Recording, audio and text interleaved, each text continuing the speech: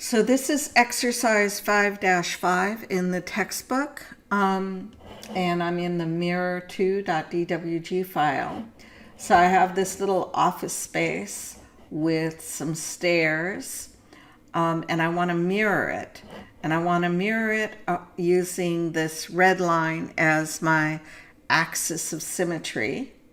I want to make sure that my endpoint OSNAP is enabled because I'm going to be using that.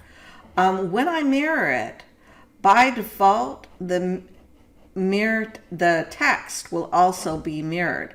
So I'm going to show you how that works, or what that would look like. So I'm going to go mirror. I'm going to select everything here. I'm going to enter, and I select this endpoint and this endpoint.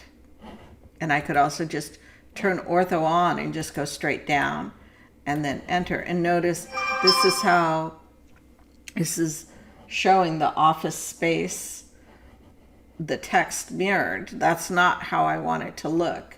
So I'm going to go undo. And I'm just going to go undo mirror.